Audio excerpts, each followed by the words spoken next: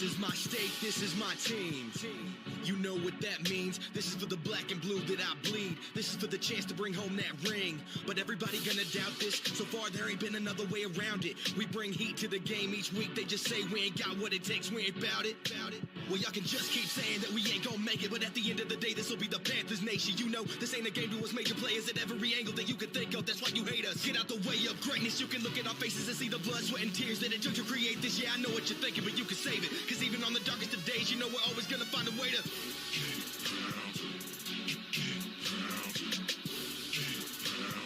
Tell them what we gonna do, we gotta...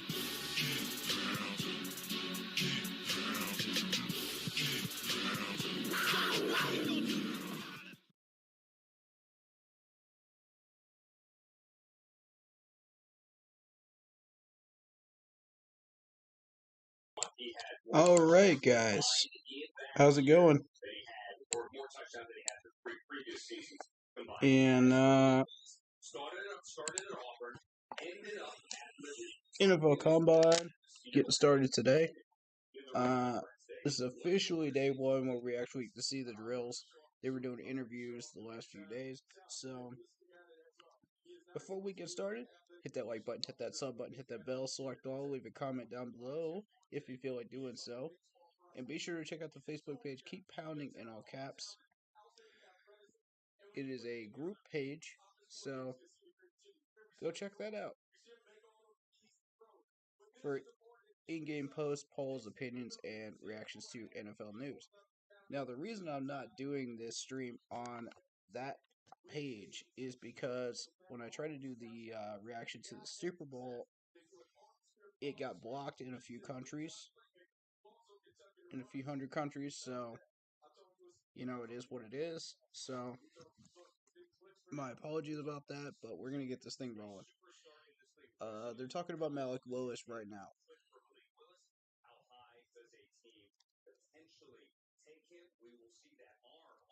So let's listen in.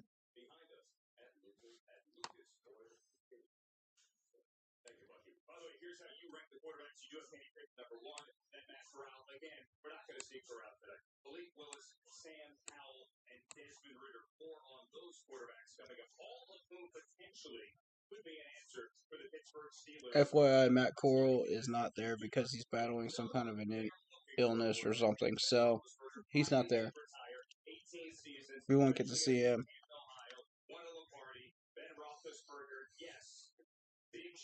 If you want to watch this with me, it's on NFL Network. If you don't have NFL Network, to be able to watch this, that's unfortunate because not everybody has it, you know, so I'm just trying to take advantage of this while I have it. Starting NFL quarterbacks coming in this class for sure. We have two vets in Mason Rudolph and Dwayne Haskins. They've both started NFL games, and they've won games. So we think we have two capable NFL quarterbacks. How we add to that, I couldn't say because it will just continue to evolve.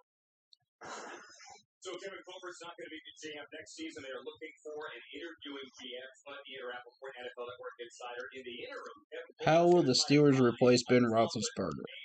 Is the question. Interesting. All of the options on the table for Steelers. So when you ask, I agree with that. A team that's going to investigate veteran trade markets, it's going to take a hard look at all of the quarterback prospects coming out of this. The team that's going to look inside their roster and maybe someone like this Rudolph. The answer is yes. The answer is yes. Kevin Colbert, I know he serves that. He's not going to step away as the GM. He's not going to kind of walk up into the sunset to the retirement or anything. How much cap room do the Steelers have right now? I haven't actually checked. I've been focused on ours, which is $12 million before the Ian Thomas deal, by the way. Yikes. Potentially traded Jimmy Garoppolo. We certainly keep an eye on there. You also have Bishop Trubisky, Stevens, a buzz in Indianapolis, so coming as a starter. All of the options. McDermott told me earlier this week on NFL Now that he could say yes. We heard from Gettleman yesterday. I posted the interview and the reaction to it on the Facebook page. So if you missed that, go check that out.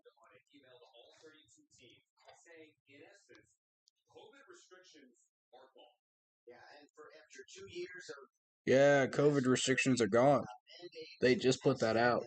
That's breaking news. Spent so much time for the last 2 years to keep the NFL on schedule, to keep the games being played, to keep everyone safe.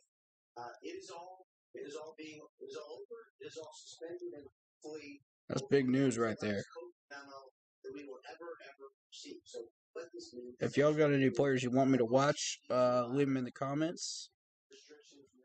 Or say them on Zoom chat, and we'll check them out. Y'all throw a name out there. We'll take a look at them. Actually train at one time. COVID is basically over in the NFL. It's kind of like this during the playoffs. Now official, but leaving it. So it could be like being over like it's not like Yeah. You can see it with the all right. We did it. COVID's over. 2 years ago we were COVID's over. You wish. That new variant coming out that came out like last year. Oh boy. Or was it this year? I think it was this year. I don't know. I'm losing track of this stuff, guys. Jeez. I think it was this year.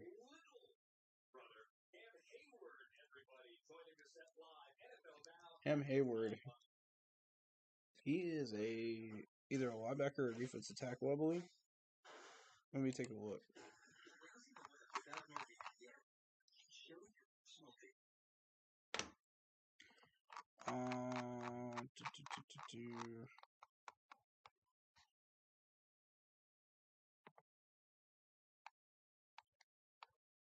I'm looking for him. I think he's a defensive tackle, though.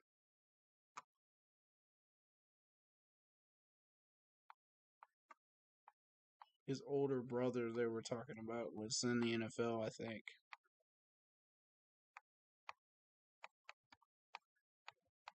I'm not seeing him, guys. I'm looking at the entire list, and I don't know.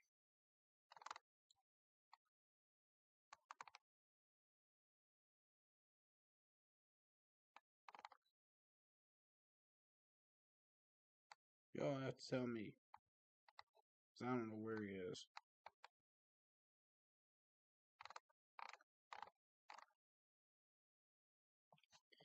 Alright.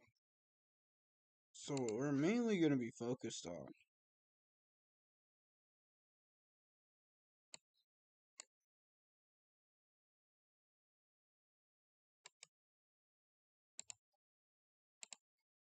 is the offensive lineman. We'll take a look at that in a minute. Did you guys see the Arizona Cardinals extensions? I think that was a smart move.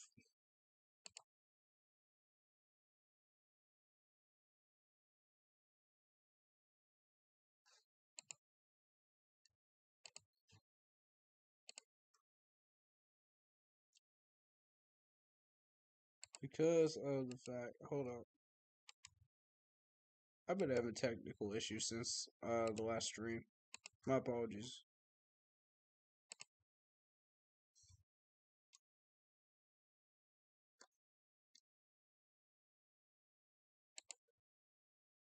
Window capture, right?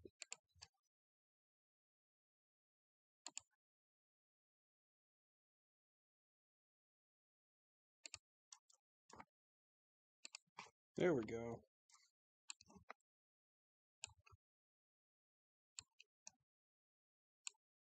Let's give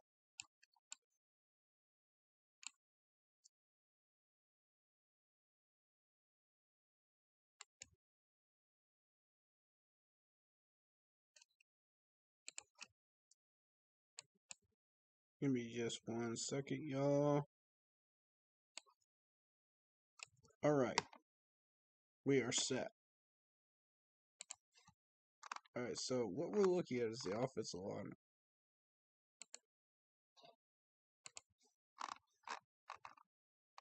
Mostly. There's a lot of high expectations, but high expectations comes alive. Expectations are pressure. My dad played in the NFL for there's a lot of Steelers captain, so there's a lot to look up to. A lot of credit that I have to give them that they taught me every day. So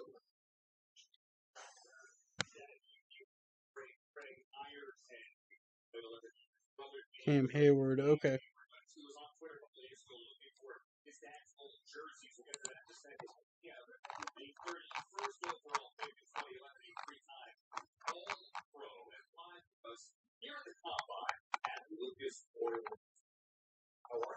great, glad to be here. It's way different. Last time I was I have like PTSD first time I went there. But like now that I'm here, I'm starting to see this is like a conviction and a spring break for all of the NFL teams. Oh, right, okay. I thought Cam Hayward was a defensive tackle. That's right.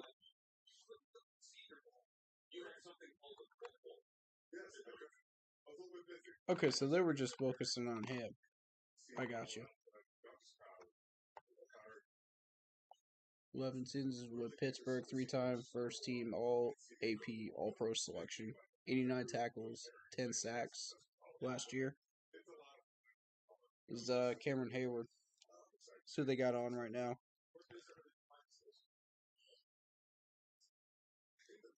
Now, am I mistaken, or is his brother or somebody related to him in this combine?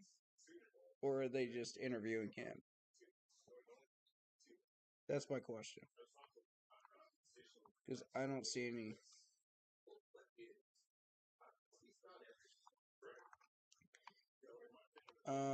And again, if there's a player that you would like me to check out, please do list it in the comment section in the chat, and we'll take a look at them as we go along today. My main focus is this list right here, the offensive lineman and the defensive lineman, because we're looking for 2 defensive tackles. Well, really 1 defensive tackle. And that's going to hit around 4th round.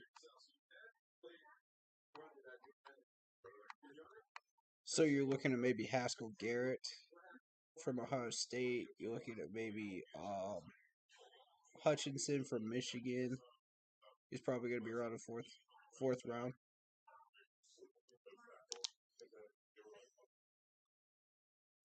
Tyrann Mathieu is a free agent. Interesting.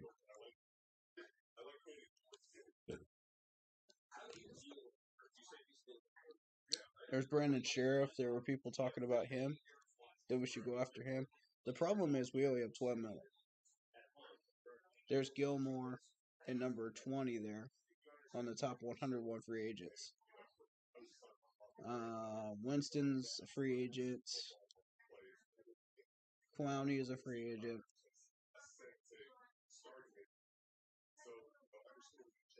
So I'm just kind of looking through this list here. There's James Daniels from the Bears that's out there. There's Reddick. Gronk is going to be a free agent, so we won't be dealing with him anymore. There's a Rams tackle, Joe.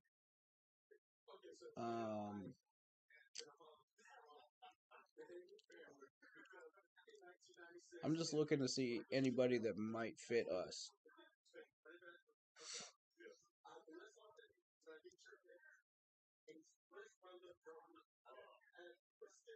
Juju's out there, huh? Okay, Trent Brown from the Patriots, Cam Robinson from the Jags.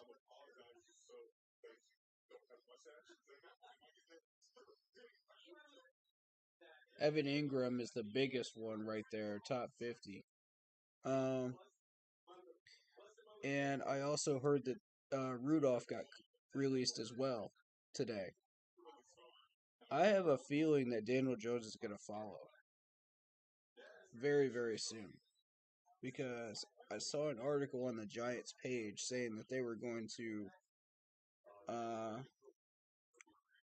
possibly move on from him. We'll see. It's not official yet, but we'll see. Would y'all be interested in Daniel Jones, if we can get him for cheap for 1 year? What do y'all think?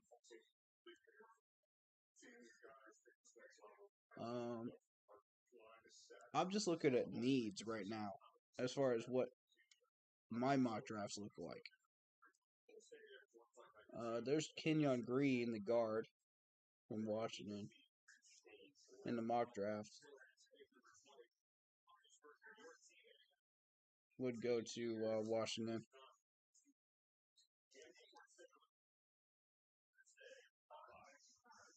And what I've noticed in a couple of these mock drafts is that there's at least 2 or 3 edge rushers that go in the top 10 or the top 15, which plays to our advantage, And I said this in previous streams. I thought, it's going to be defensive heavy in the top 15. There's going to be a couple of quarterbacks that drop, and again, the combine will change things depending on what numbers they put up. It'll either move them up or down, but not a significant amount, I don't think. By this point, it's not exactly locked in. If you follow the combine and how things go with the draft, it's not exactly locked in. But, if players are projected at a certain spot, it's not going to be by much. They either move down maybe 1 round at most if the combine screws them up. Because at this point, you're not going to see injuries during the combine. You're not going to see any of that nonsense going on. It's very rare.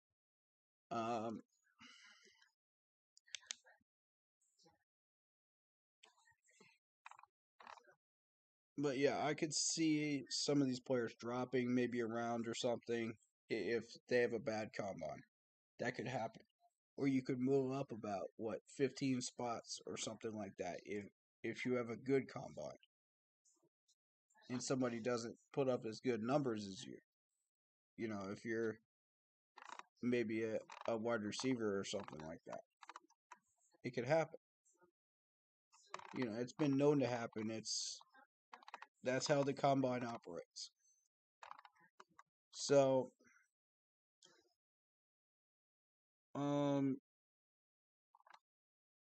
like I said, the main focus right now, a lot of people want us to go quarterback. I don't think, according to the NFL scouts, none of these guys are going to be starting material. None of them. And I mean, you're talking Sam Howell, you're talking Matt Corral, you're talking Kenny Pickett. None of these guys. The scouts don't like any of these guys as starter material. Of course, 2 of these guys are probably going to prove these scouts wrong. We're going to find out which 2, on draft day. And of course, these quarterbacks have to go into the right system. They have to be coached up correctly by that NFL system. And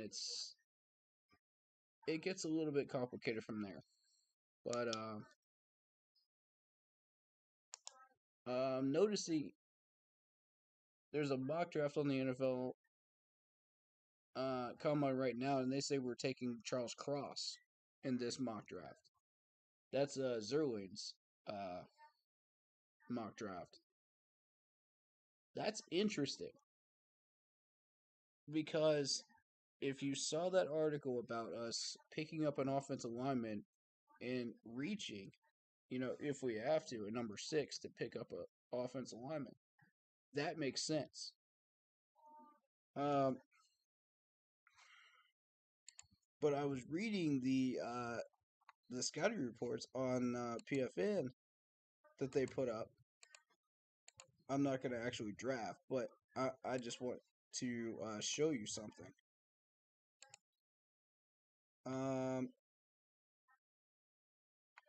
You got Akeem here. And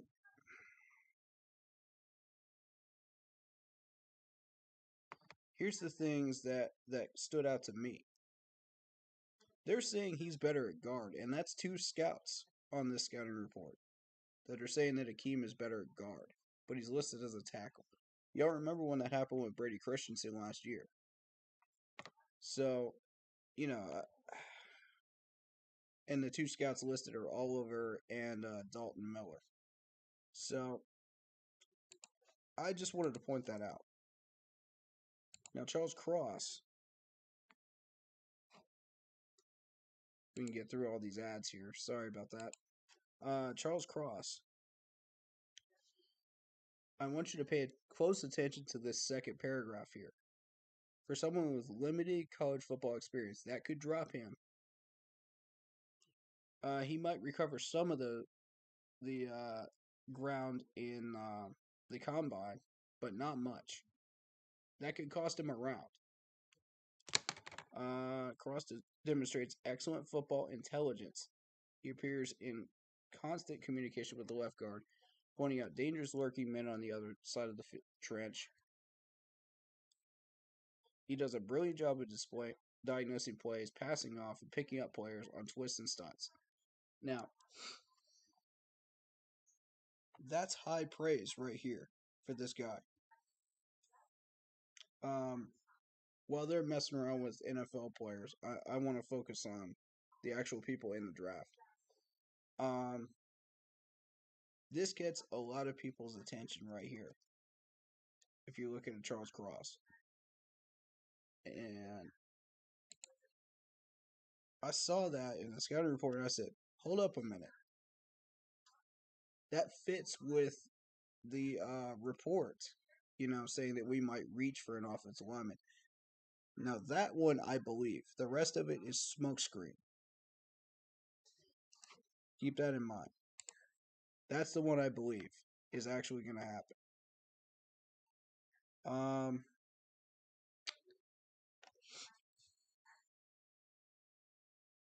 You got DJ's top 50 on the list. Steelers currently have $28.7 million salary cap space over the cap.com, 10th most in the NFL.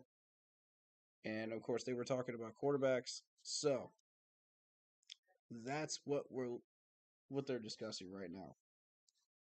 I'm not interested in that. I want to see the drills. But in the meantime, we can discuss certain players,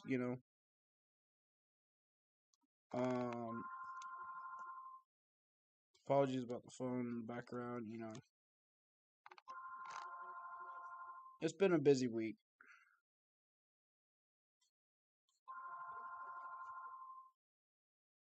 Here's what I want to show y'all, though. 12.3. And that's before the Ian Thomas deal. So we got to be very, very cautious. And choose carefully what we're going to do. 12.3 before Ian Thomas got signed. That's scary business right there. We're in that danger red zone, man. And I'll say this, at first, I thought that Matt Rule had something to do with what was going on with contracts. I don't know, man. I still got that little bit of a theory going on there. But we're gonna take a look at it. Total existing dead money 19.3. They listed Gilmore as a free agent. Scott Fitterer said Reddick is probably going to be a free agent. I'd say we still try to get Gilmore, but at this point, I don't see it happening. Because we were being foolish and gave Ian Thomas that much money. You could see this clearly in 2025. We're in the red. That's not good. Folks, that's not good. What are we doing? These contracts make no sense. The amount on the contracts, the year amount makes sense, but the amount of money is what is going to kill us.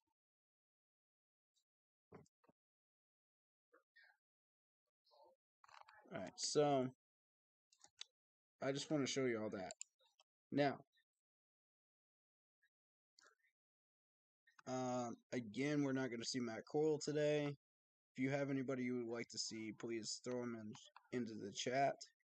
We'll take a look. Any position, I'm happy to take a look at all of them.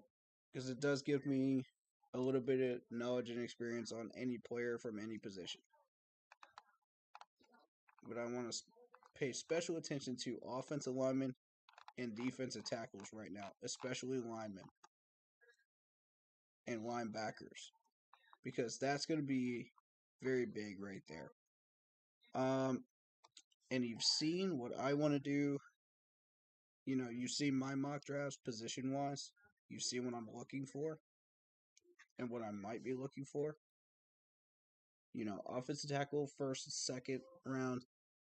If we make the trades that I've suggested, third round, again, if you trade with Houston, you get the third. That's going to be a safety position. You want the safety in the third. Then, fourth round, you start looking at defensive tackle. You start looking at linebacker. Personally, I think linebacker is our main focus. Going into the fourth round, that's our primary focus. But you've also got defensive tackle as well as a need, because if you look at our defensive tackle rush defense numbers last year, it was awful. It was straight up awful. In the second half of the year. First half of the year, it looked good, because of the schedule. Look at the schedule. Depending on how we played, or who we played against. We made ourselves look good. Everybody was playing in sync, and then the second half of the season happened, and it's like, whoa, wait a minute. Nobody's buying the number 2 defense narrative, despite the numbers. I mean, if you're buying that right now, I don't know what to tell you, because it's not true. I had us ranked at 12th.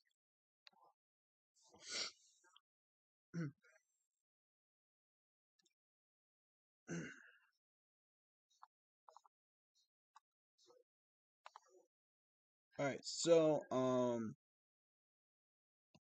if you're looking at fourth round linebackers, Jeremiah from North Carolina, hometown guy, catches your eye. Christian Harris down here catches your eye. I like Christian Harris, man. I really do think that's the pick, if he's there at fourth round. I do like, where is he? Nakobe Dean from Georgia. I like him, but I think he'll be gone. That's third round, most likely.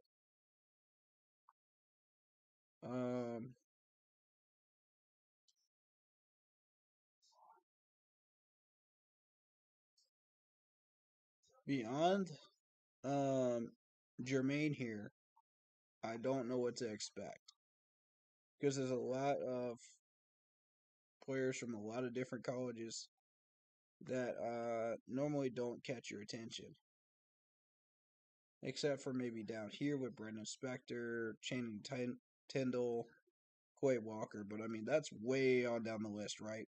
Josh Ross from Michigan. So what you're looking at is around fourth round. This is the hot spot, because you're gonna find Jeremiah there. You're gonna find probably Christian Harris there. You're gonna find a couple of these other guys. So that's linebacker.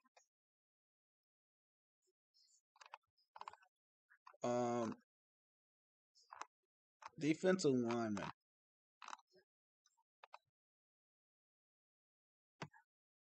And remember, I said defensive tackle is what we're looking for. So if you're looking at defensive tackle, you're looking at Haskell Garrett, from Ohio State. You're looking at maybe Kingsley. Sorry, I read that wrong. From South Carolina. I always liked South Carolina guys on defense. We've had a good history of success with South Carolina defensive players.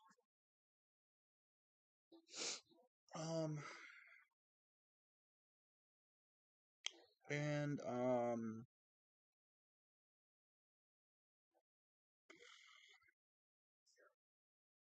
you got two Michigan guys right here, sitting here: Logan Hall, Chris Hinton.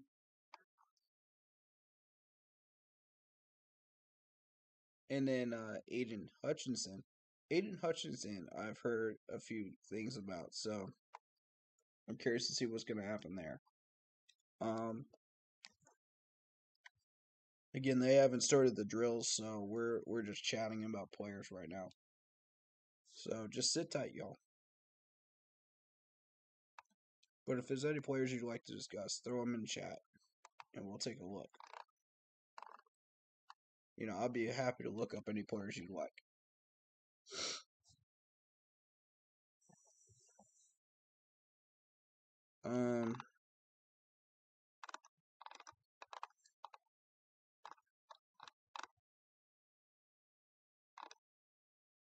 Alright, so wide receivers. I don't think wide receivers are going to be a factor unless we don't do anything with DJ's contract. So, I'm not too concerned about that at the moment. Running backs has my attention because we're looking for a power back. So if you have any power backs to suggest, throw them in the chat. We'll take a look at them today. I do tend to favor Alabama running backs for the power back position because a lot of what they do is power running.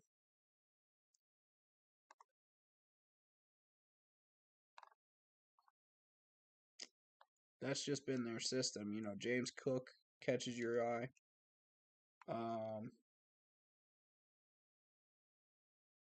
Kevin Harris from South Carolina. But I mean, that's people I've got my eye on today. Chiefs released Orlando Brown, huh? Okay. Mike Williams is out there. Von Miller is out there. Chandler Jones as a linebacker is out there. As far as free agents at the moment,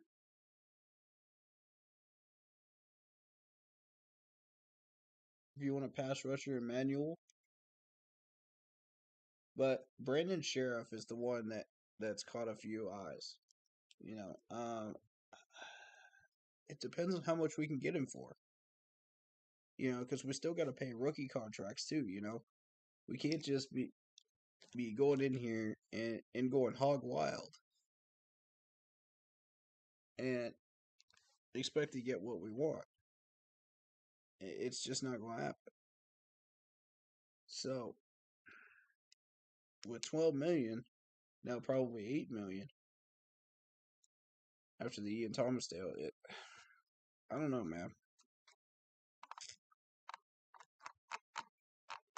It's doubtful we can get any free agents at all, unless we can make some moves and make a lot of cuts. Those trades will help that I suggested.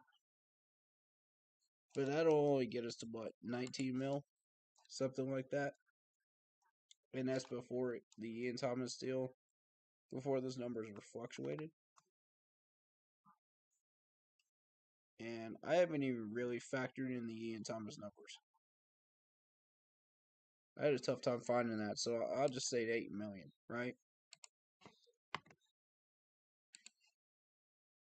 We'll just say $8 million. Because I don't know the exact number.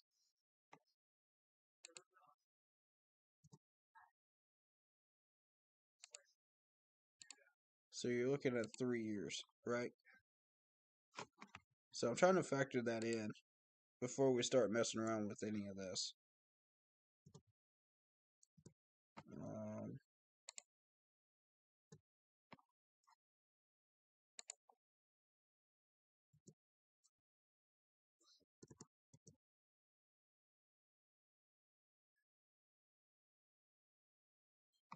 Again, I don't know the exact numbers since I don't have them in front of me right now. But after that, you're looking at what? Somewhere in the range of 4 to 9 million left over. I guarantee you I got that number wrong. But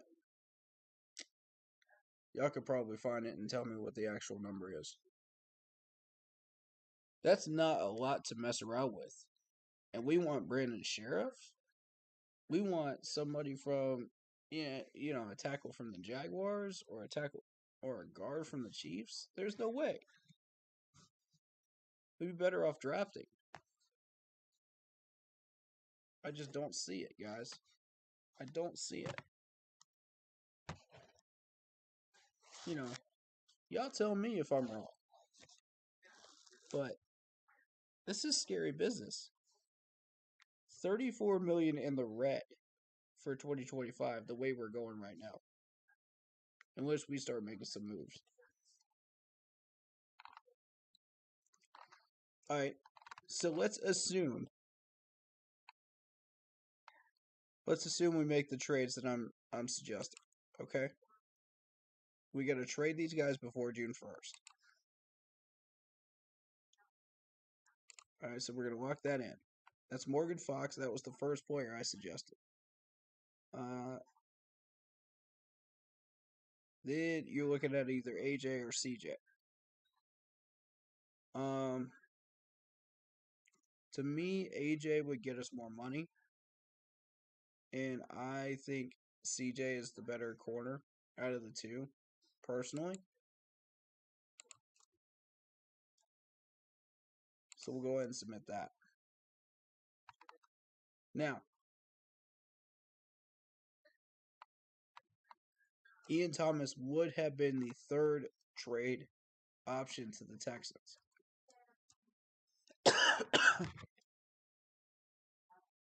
He is still an option to be able to be traded to the Texans.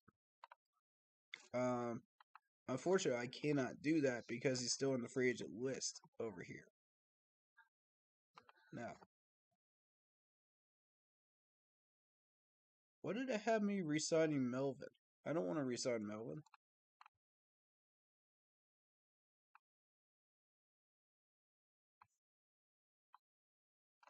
Whoa. That's not what we want. Let's reset this board. Oh, y'all, excuse me, I'm fighting off a cold.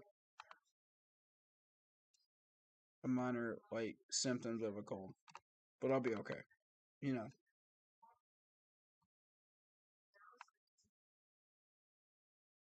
It was Ian Thomas. That's right. Ian Thomas. We'll go ahead and throw that in for 8 mil.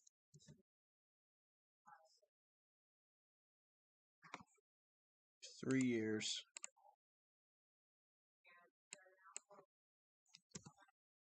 They're still talking about NFL players from the past years. They're talking about they're going team by team.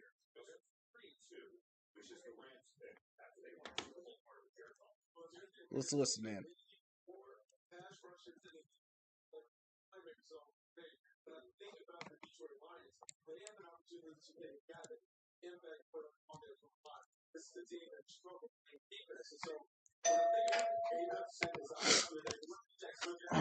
Y'all give me just a minute.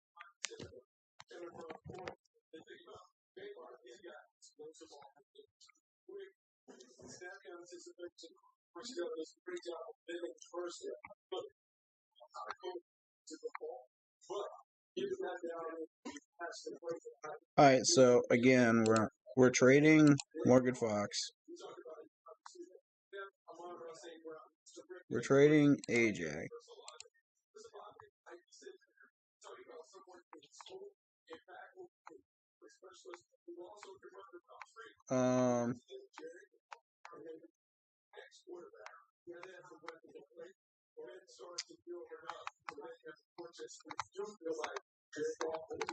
And as I remember,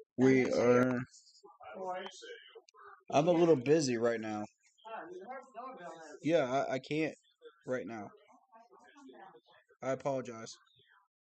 Um,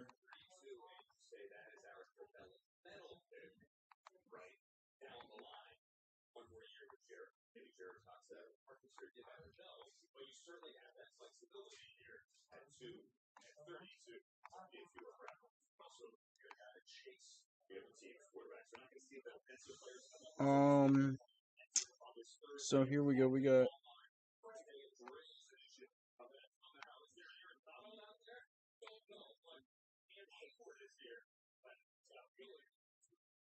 at first, my first thought was Phil Hoskins, for the Houston trade option, the third player to get that third round pick. So now I'm definitely thinking Ian Thomas. I mean, that's a lock for me right now.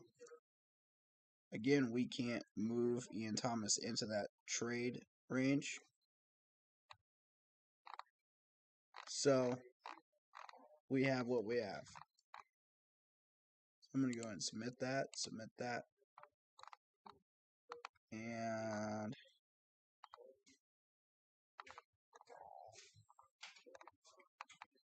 this is if we do what we're supposed to do with trades. Oh, we got a package. Okay. Cool.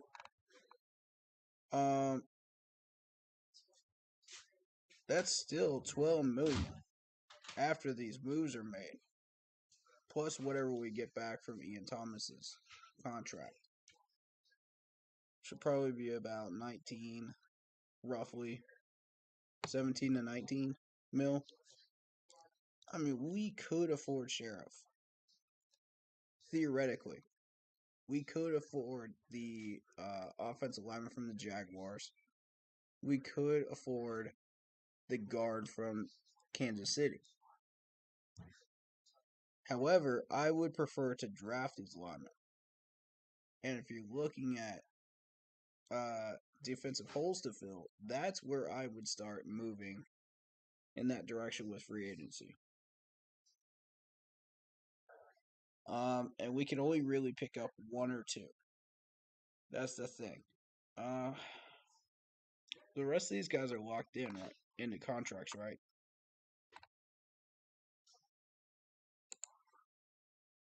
That's my thought.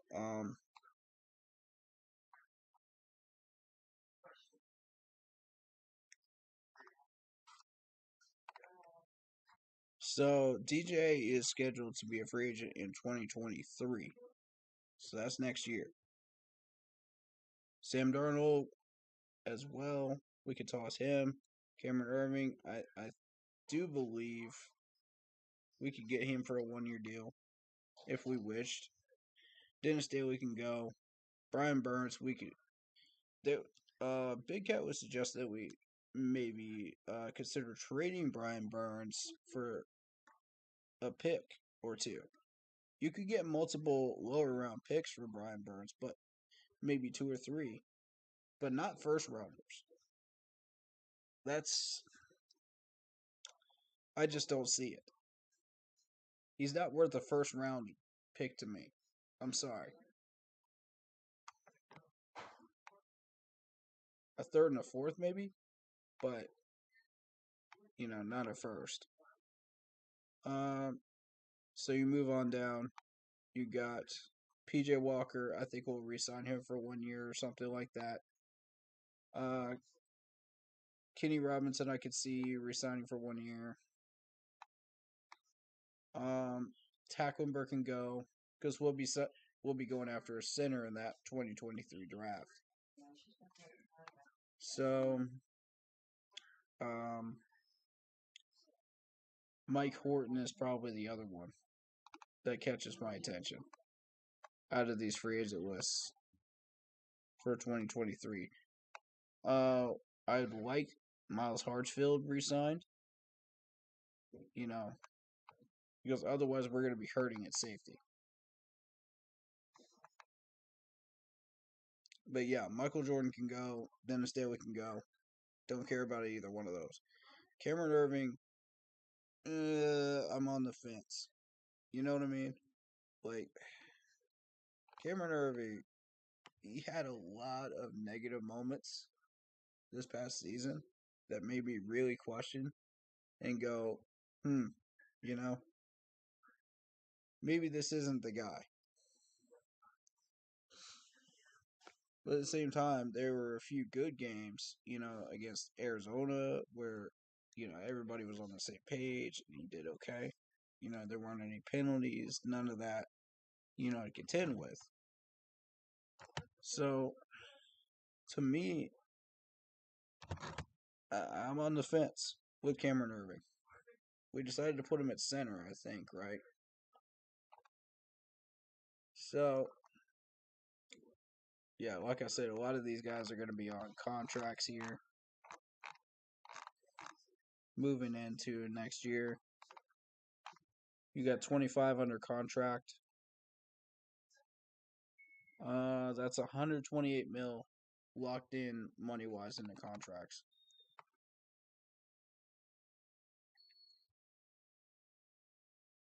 Okay, are they starting to do drills now? Or is that just warm ups?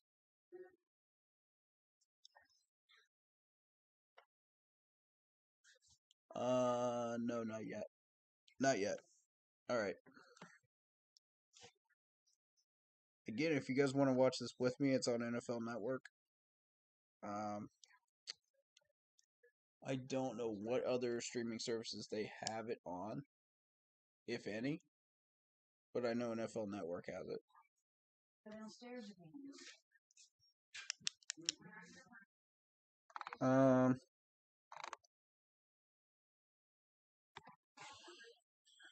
We got 96 mil in cap space for 2023, and that's before we start making all these moves.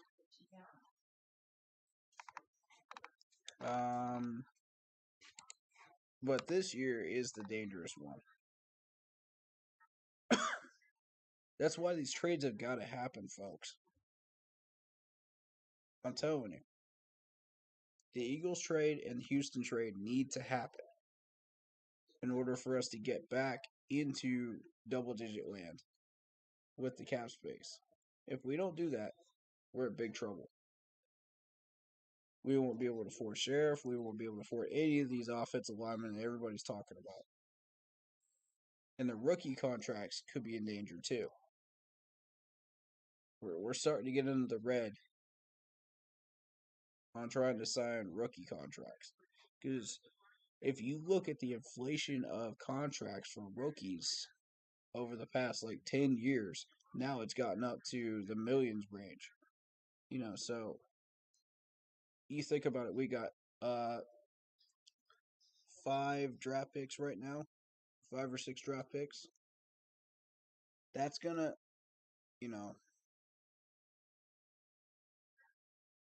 we're screwed unless we do something drastic here, like a trade with another team. And Scott Fitter said, he's open to this suggestion, which is good. I'm happy he's open to that. Pete Carroll says he has no intention of trading Russell Wilson. That's a headline right now.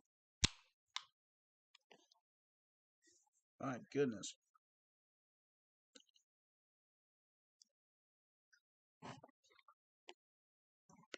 Cards locked up their general manager and head coach with extensions.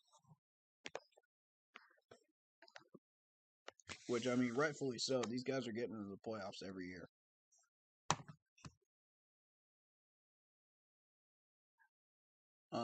Evan Neal will take more time to get ready. Tyler is not participating in the center. Foot sprain, suffered from the bowl game last year. Okay. That's a big one for me. Sam Howell will throw tonight at the combine.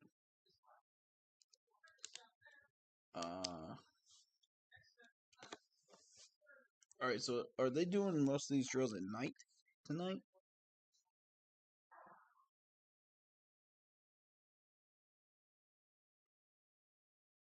Okay. Alright, so it officially begins at 4.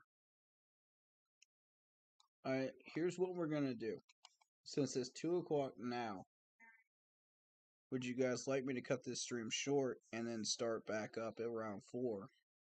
You know, to start off watching the drills. Or would you like to cover some more stuff for about 30 more minutes? I'm good with 30 more minutes on stream, guys. Because I gotta run an errand before the combine starts. But after that, I'm good. That's about all I've got going on today. So if you guys would like to chat for about 30 more minutes, we could do that.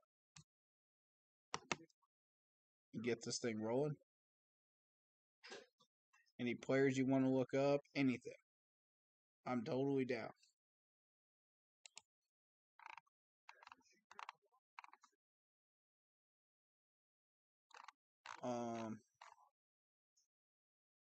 I'll give y'all a few minutes.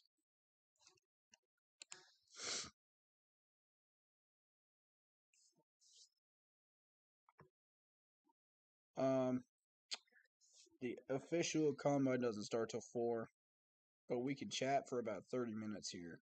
Any players, throw them out in chat. We'll talk about it.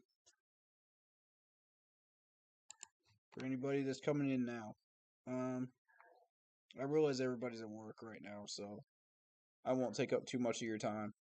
You know.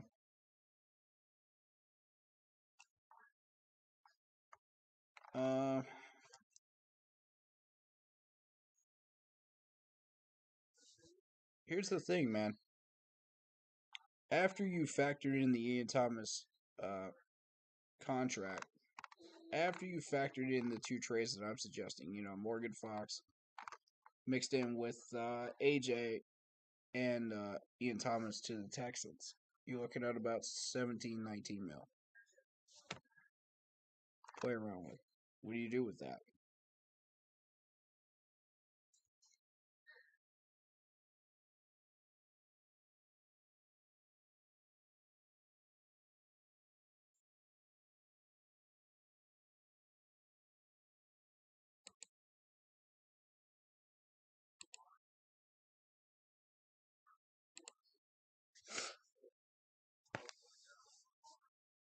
I really would like to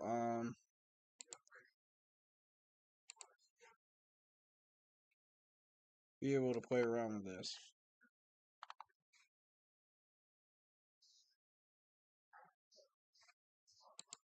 And there's the other thing here is Hashan Reddick's contract numbers. You could see it. We had him signed for 1 year for 1.9.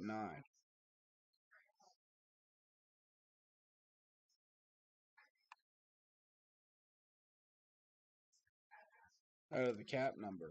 He's guaranteed 990,000 of it, and he got paid about 6 mil. So I don't know who's doing these contracts, but it's not conducive to success.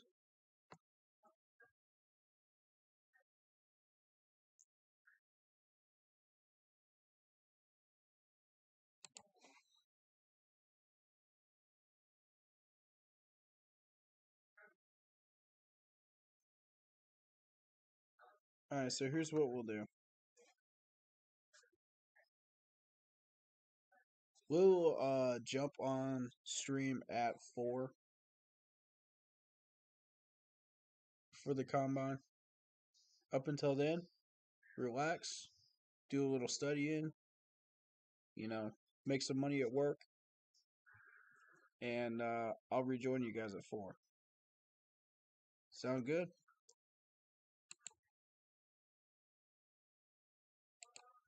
Alrighty, ladies and gentlemen. This is the Keep Pounding page if you are looking for it for Facebook. There you go. If you've not seen it before, there it is.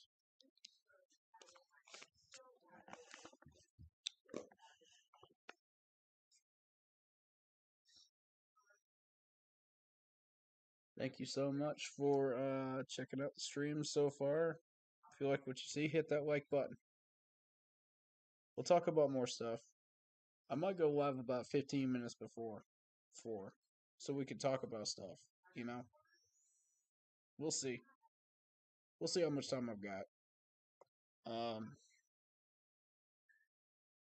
There's DJ's mock draft. He's got Charles Cross going really late. That's interesting.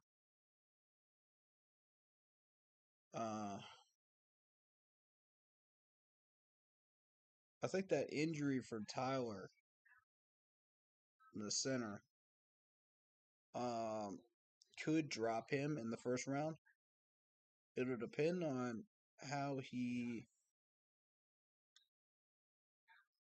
bad that injury is from the ball game, and you know who's gonna want him. How badly do you need a center? You know what I mean? Um, Again, Matt Kroll is not going to be there. We will see Sam Howell. We'll see Kenny Pickett, I think. Bucky's mock draft, he's got us picking up Kenny Pickett. Okay. And that's an interesting. Washington picks up the corner from LSU at 11 in that one. Baltimore picks up Tyler. Okay. So I'm just kind of looking at all these mock drafts that NFL Network is throwing up right now on the bottom line. Malik Willis at 20. Andrew Booth at 21 to the Patriots. For some reason, I just don't see Belichick going after Clemson players. He hasn't had a history of it. You know what I mean? Even when Clemson won championships, before the departure of Venables, I just don't see a history of that. And I doubt that he'll go after anybody from Clemson this time around. But somehow Belichick just knows who to go after and who not to. He's just got these drafts figured out, and it's amazing to me. He finds these linemen way on down the list. All right, so let's take a look at their lines again. We got Derek Stingley Jr. from LSU going up to 5. Charles Cross. And Charles Cross is the one I've been high on. And I think he'll drop around 15 to 20 range. I think he'll still be available in that range. So picking up at 6 would be a reach. Unless you traded down with the Eagles, to 15th or 16th, and you pick him up. And I think that's the smartest move to make. Because you're not getting Akeem, you're not getting Evan Neal. Neither one of them will be on the board at 6. I can guarantee that. Akeem, maybe. But, that's... If these players go defensive end in in the top 10, then it's possible. I'm not rolling it out. But to me, it's just smarter to go with a trade down and get a second round pick, and pick up a B plus lineman, in the first and second round. Just smarter, my opinion. Knowing you can't get the top 2. How big a deal is Kenny Pickett's hand size? Ooh, let's listen in on this.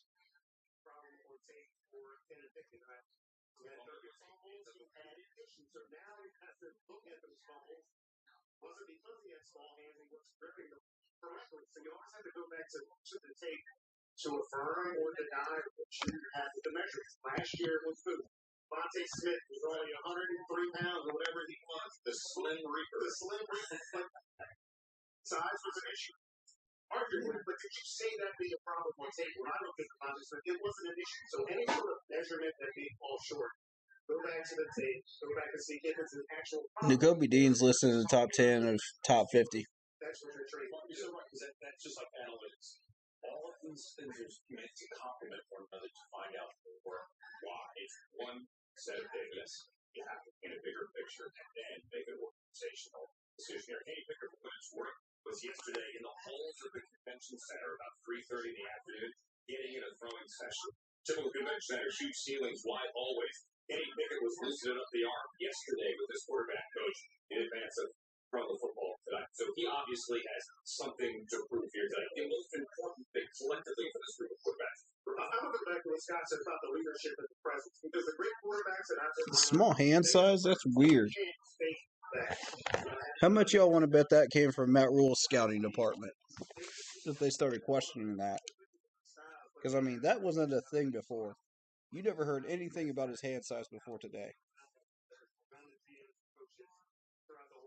It's the presence and the authenticity of their presence.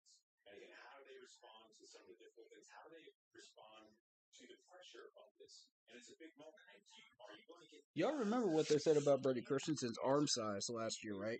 How are they doing that? I mean, this is... Are we doing this again? Regardless of the position, I mean, if you really are going for Kenny Pickett, and you're factoring in that hand size, why? That's not important. The only thing that's important with hand size is his grip and ability to grab fumbles. That's it. I mean, I really don't see why this is a factor right now. Because Kenny Pickett looked good, you know, when he was playing in Pittsburgh. Yeah. You don't want to talk about quarterbacks. I mean, Kenny Pickett is the guy that we're looking at for the most part. You know, 6'3" and 1/4, 217. They say his hand size is 8.5. I mean, what's the difference? I have never heard anybody scout a quarterback by hand size. Have you guys like that? That's a new one on me.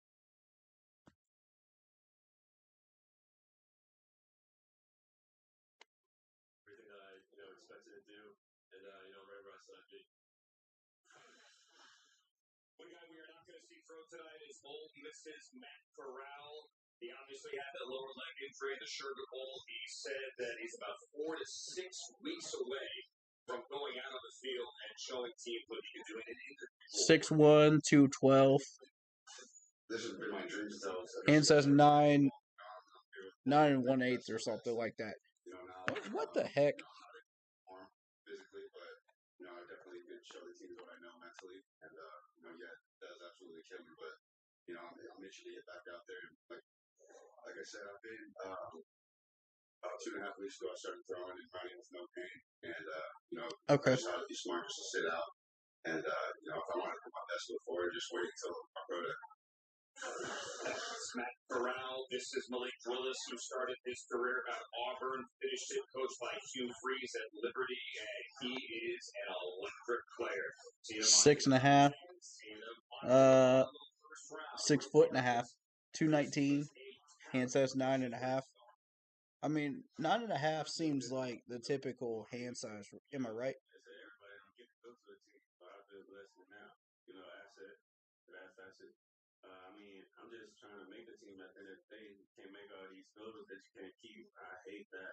So just trying to, get somewhere and make the team first. Then you can learn and try to, do something else after that. But all these people like that think I'm finna go in here and be rookie of the year. I'm finna go in here and do this and that. You never played an NFL game. You sound like crazy. I don't know. That's just my opinion, though. I got one. Really to know Malik Willis at the Senior Bowl here. Humble, grounded, young man, very self-aware. Here he is, Mary Louise, helping some homeless here in Indianapolis. So, Malik Willis, That's what's up, man. That's a good look right there. in the real world as well. And you will see him throw the football this season. To wide receivers, the tight ends. Okay. Okay, O-line on Friday, y'all. Friday and Saturday are going to be the main days that we pay attention to. But I am going to be looking at quarterbacks a little bit today, though. The ones that are going to be there, Sam Howell has been tossed around a lot. So we'll look at him. There's a few players I got my eye on. But again, no starting quarterback prospects. 9.5 seems to be the average hand size of a quarterback. And they're saying Kenny Pickett has like an 8.5 or something like that. But why? Who do you know that scouts that? I mean, this has got to be the detail-oriented people, man. That's a little questionable to me. I don't see how that makes that much of a difference in the long run. Because, I mean, you look at players that have been, like, underrated because of certain issues. Maybe they're... Like, Brady Christensen was thrown out there last year because Matt Rule said, oh, I don't like his arm size or something stupid like that, And he ends up being a beast. He ends up being a hit. And there's a lot of teams that do this with their scouting report and their scouting department, and they end up being winners for another team. And hindsight's 2020, and you go back and you say, why didn't we draft this dude? We're worried about hand size, we're worried about arm size. In hindsight, no. I mean, that's just my opinion. Take it for what it's worth.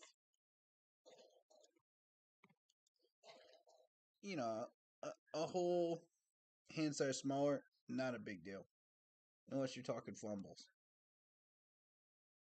Unless it directly impacts his accuracy and his grip, then I'm not interested in that. If you guys are, by all means. But, maybe you could tell me something I don't know. Because, I mean, this is my first time really covering the combine. I never have done this before. So, I usually do look at the combine numbers, but I don't really focus on it. I've seen a few videos, of some combine players, but when I was doing film study last year. But I didn't really cover it in depth like I'm doing this year. We got about 2 more days worth of this. We're doing offensive lineman tomorrow. We're doing defensive lineman on Saturday. That's my main focus is.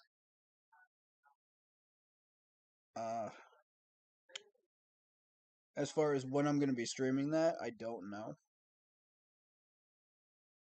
Because we've had a lot going on around my family and my house in the last week.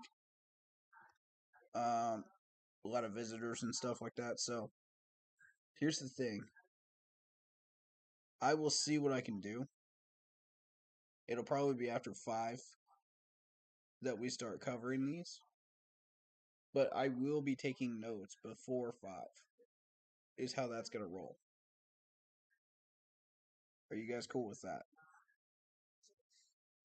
And then I'll cover whatever I can cover during commercial breaks. Of what I took notes on. Does that sound reasonable? That's how I feel is the best way to do this. So I mean, with my family being what it is, interruptions are just constant. They really are when things get chaotic. I was thankful to have like 2 months where I kind of set my own schedule and I was able to relax and do my own thing. But now we're back where we are, with chaos. So it's just gonna be what it is. Um, but yeah, I can spare about, I want to say, another 30 minutes to 45 minutes. So if you guys have any players that you would like for me to look up and do research on before 4 o'clock when it starts officially on the East Coast, I would be more than happy to do so. Drop some names in the chat. Yeah, you got me for 30 to 45 minutes.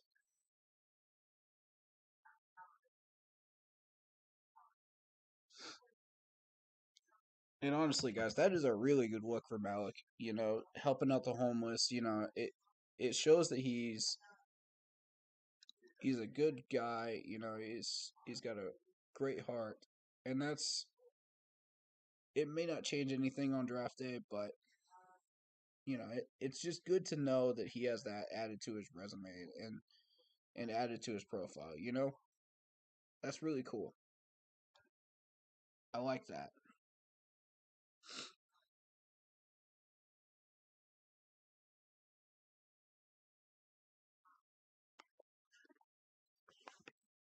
But Charles Cross, I'll show y'all Charles Cross. Look at the second paragraph right here. I want y'all to check that out. Let me know what y'all think. He's listed on one of these mock drafts as our pick at number 6. It's a reach. But my question is, will Charles Cross drop into the 15 range? 15 to 20 range.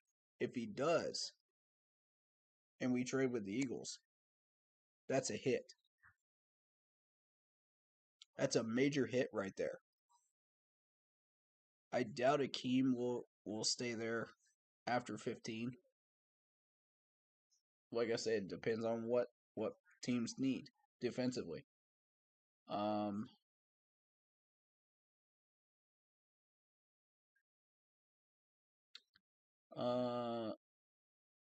How indicative is the 40-yard dash? How much does that change the where these guys end up being drafted? You got Henry Ruggs with 427,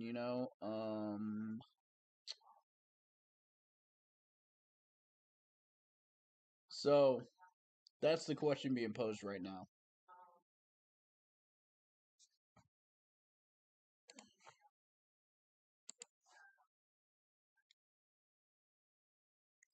That's what we're looking at pre-Ian Thomas contract.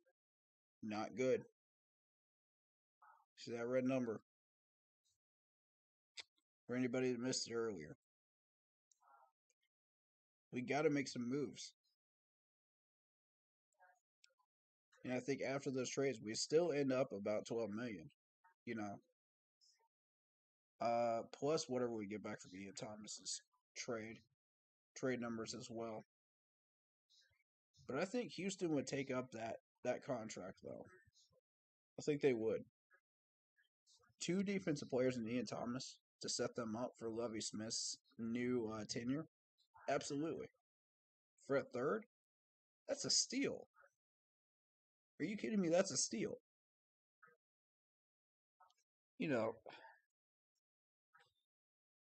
Even if you don't get Ian for the first year, because of his charges, that's still 2 players out of 3 you still hit on. If you're Lovie Smith and he's a defensive coach, so that's 2 defensive players for a 3rd round pick. That's still an even trade. You gotta love that.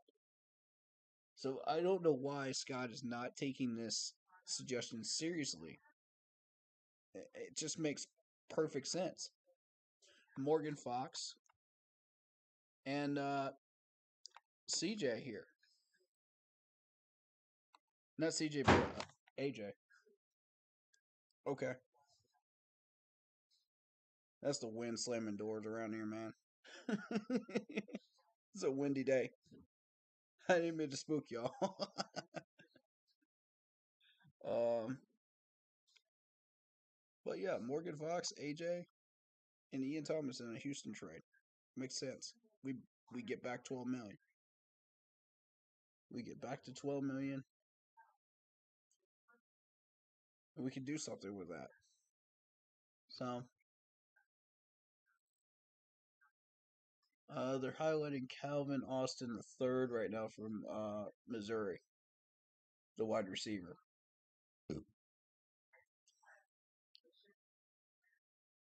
And I think that's about the third uh, mock draft where they have Evan Neal going to the Jags. That's Bucky's mock draft has us going Kenny Pickett. But did you notice the Giants right after that go with an edge rusher? That's the third edge rusher in the top 10. Folks, the third.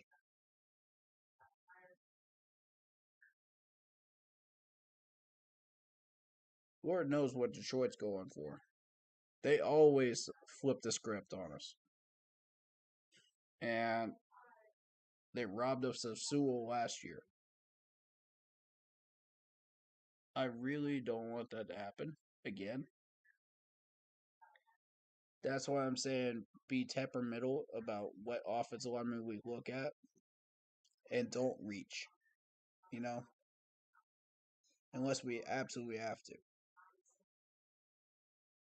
And I agree with Scott Fitterer when he said, you know, if we find somebody that's going to be a real cornerstone, we got to grab them in round one.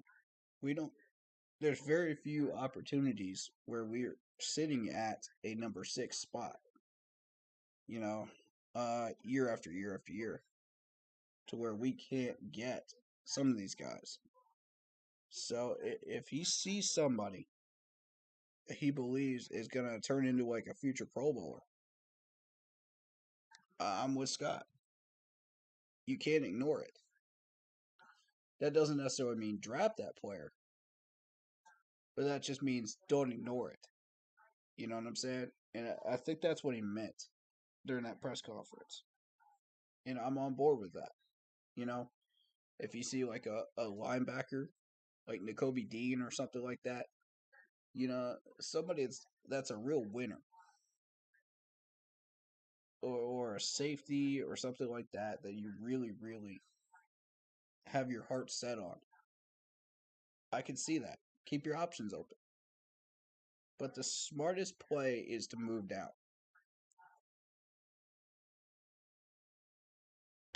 Because I believe Charles Cross will still be there. Limited experience or not, it's going to hurt his draft stock. I'm amazed it hasn't already.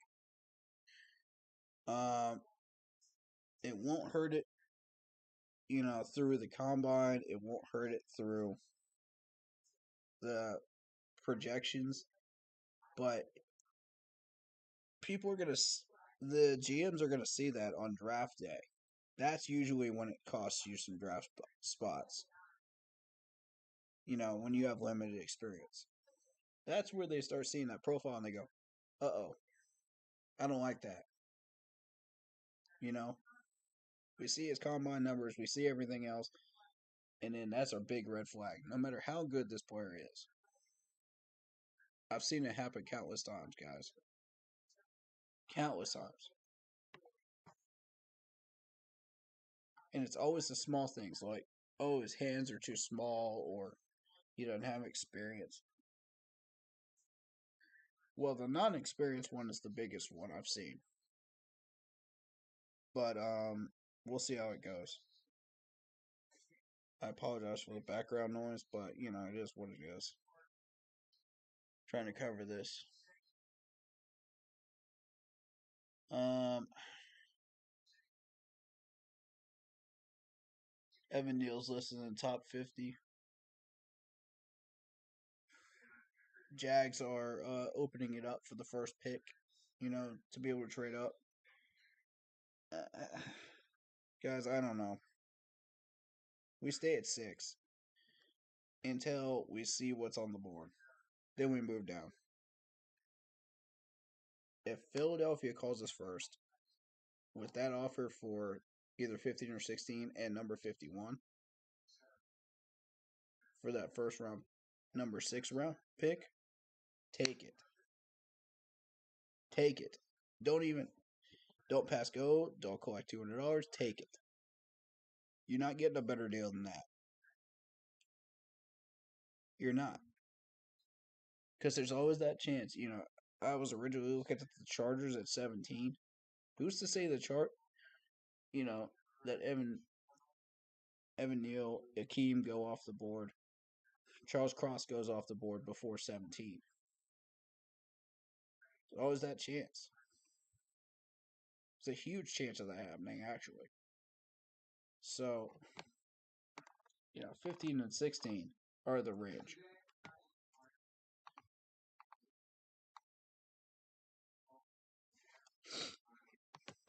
Alright, so that's all I really want to cover before 4.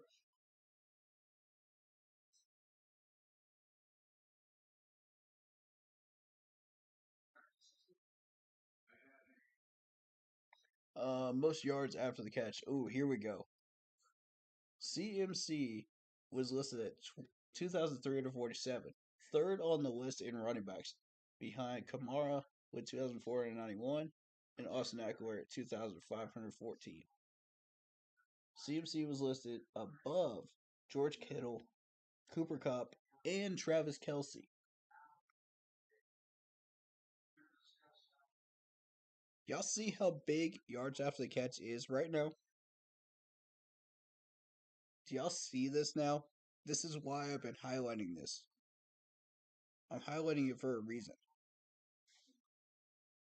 Yards after the catch is huge. It's a big factor. And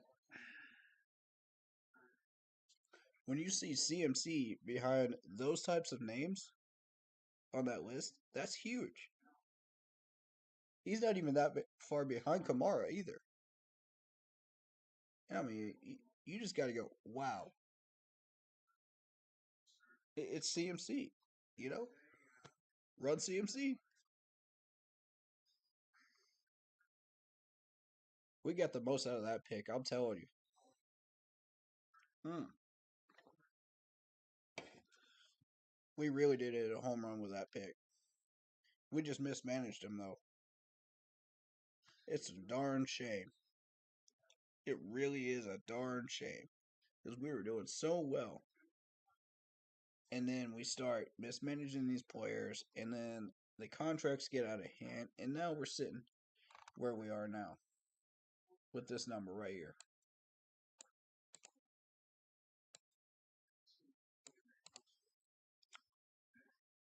This is not a joke, folks. This is what happens when you overpay players year after year after year. Marty's mostly to blame for this. He's had a horrible habit of doing that. I really don't like that Scott is following in those footsteps, but, it is what it is. And now we're here. But if we make those trades, we're in good shape.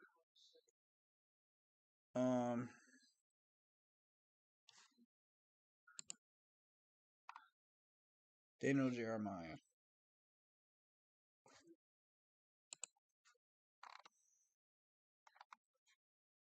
Where is Daniel Jeremiah?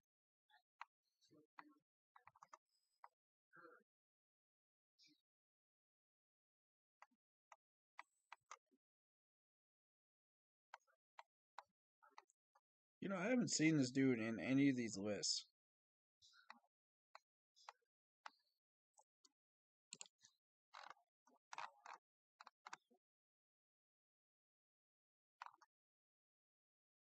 He is an offensive tackle, yet I don't see him in any of the lists. I have yet to spot him in either PFN or here. I'll take one last quick look.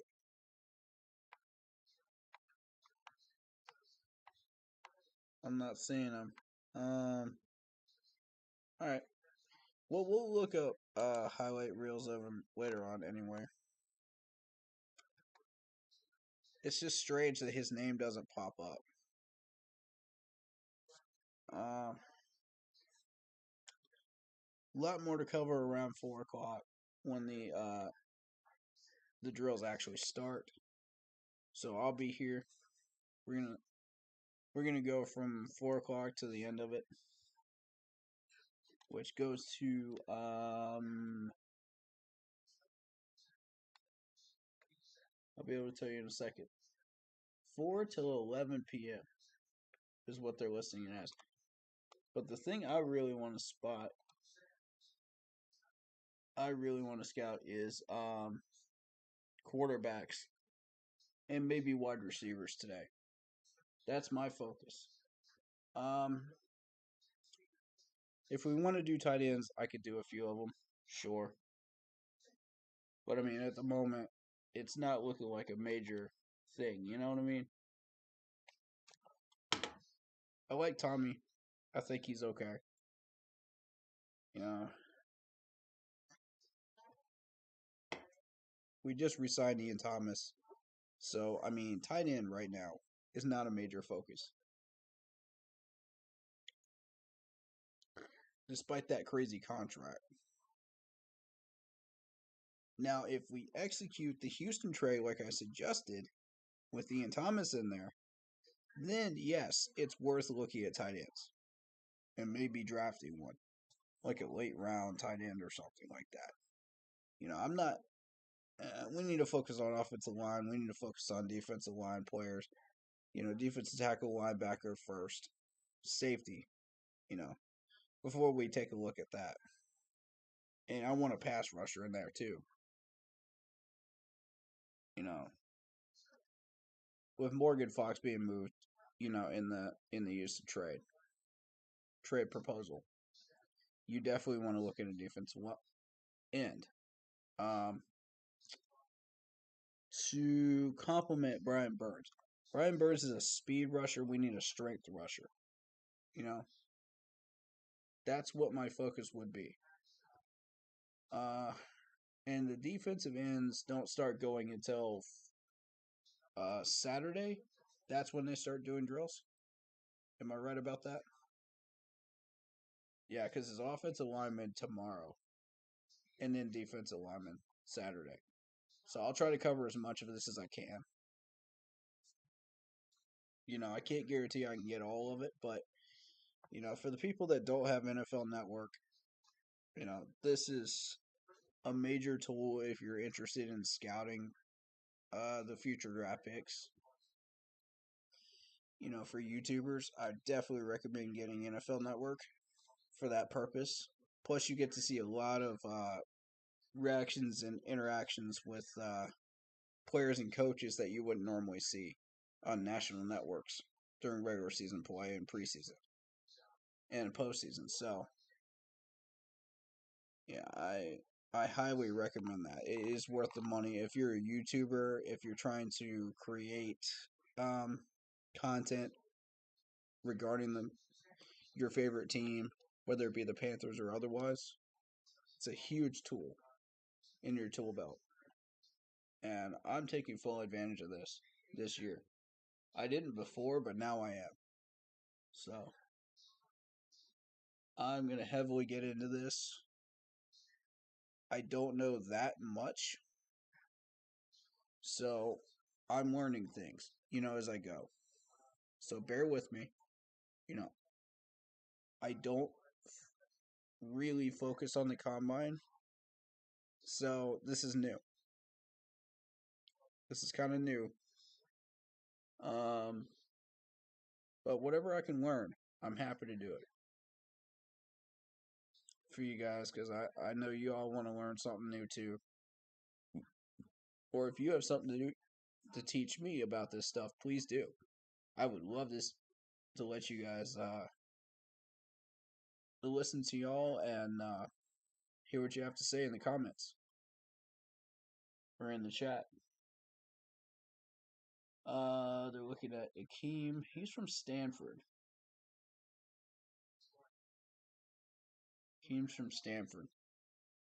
I didn't look at many Stanford games in the last couple of years.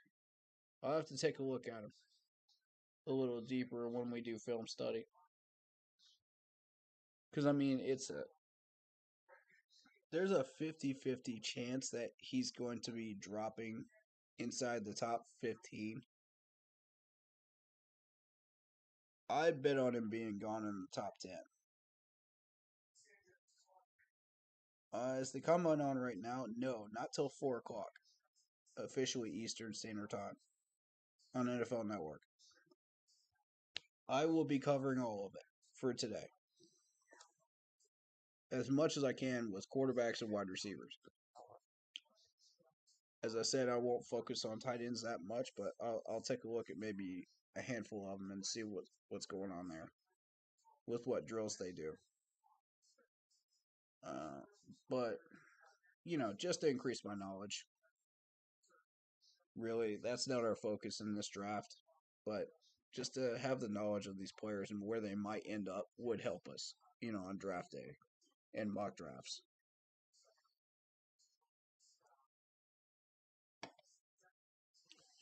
So, that being said, I'll go maybe 15 more minutes. Any players you guys want me to look up, I'll be happy to look them up before 4 o'clock, before we start getting into the drills. Please do drop them in the chat. I'll be happy to look up the stats and maybe do a little video on one or two of them.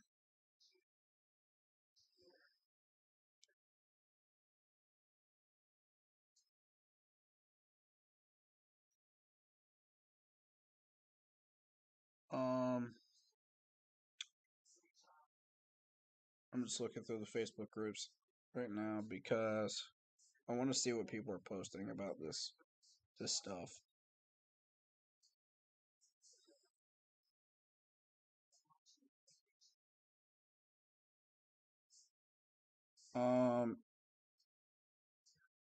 Again, most interesting thing is we may be reaching on an offensive tackle here or an offensive lineman at 6 to make sure we get it.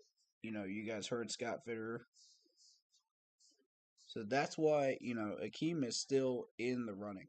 50-50 chance of us looking at him. I'd say a 60-40. Again, it depends on what other teams do in the top 10.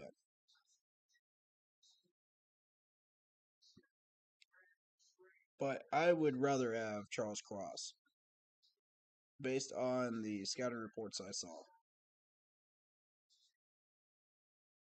That's my take on it.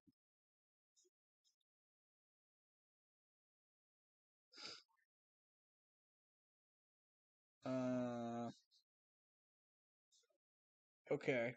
Ron Rivera is comparing Malik Willis to Cam Newton.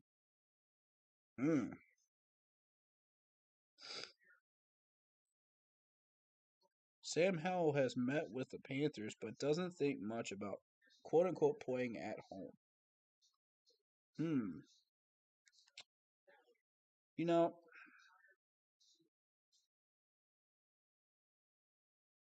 He smells the fish, man. He smells the fishiness of Matt Rule. He don't want any part of it.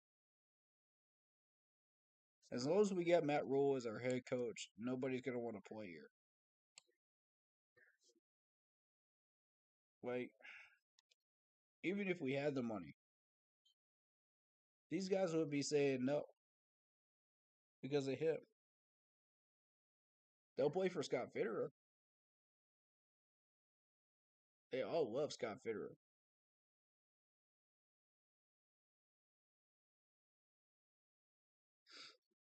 6 tight ends the Panthers should consider in free agency. Nah, I'm not. No.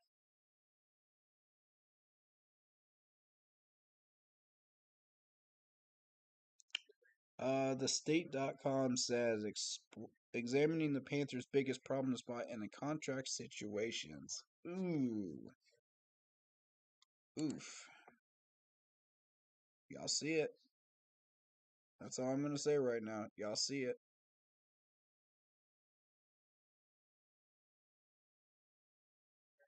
Where are we going to get people that want to play for that little money?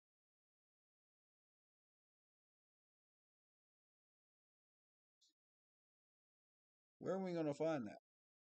Nobody wants to play here for under $1 million. Nobody.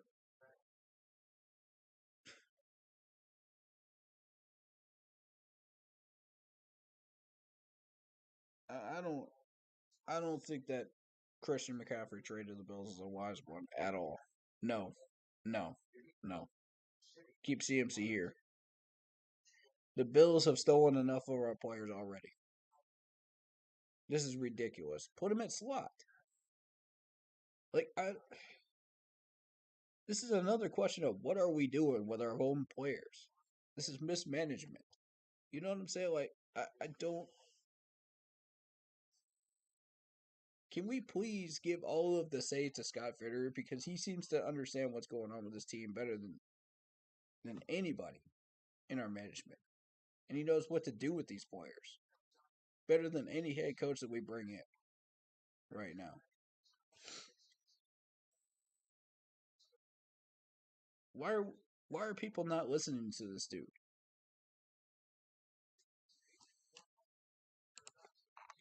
I'm gonna bring up where is and I'm gonna show you what happens if you trade down with the Eagles. Look what they pick up at number 6. They go for that corner, right, from LSU. That's defensive players. Now it's not until you see 14th where Charles Cross drops to the Baltimore Ravens. That's where, you know,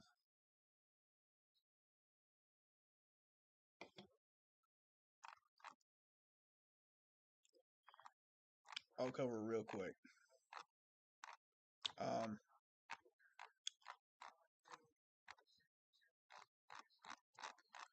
I know I posted it. Scott Fitterer interview. Where'd I post it? There it is. Alright, so yeah, read in between the lines. Reddick is not coming back. It's I think he made that pretty obvious right now. Lamar Jackson's talking about contracts with the Ravens right now.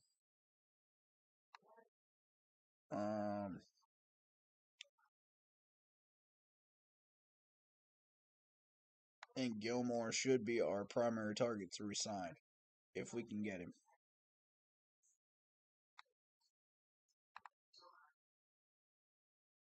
I think what I'll do is I'll jump on about 3:45 before the draft starts, and we'll go through this press conference. We'll break it down. We'll talk about any players that you guys would like to see, and then we'll jump into the combine reaction. Okay? That sound good, everybody? Alrighty. That being the case, I will see you guys at 3:45 Eastern Standard Time, about an hour from now, and we'll kick this thing back off. All right. Appreciate y'all, man.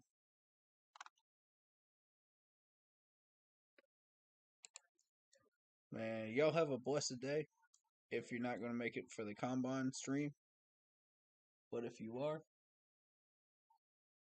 then I'll see you guys then. In the meantime, keep pounding.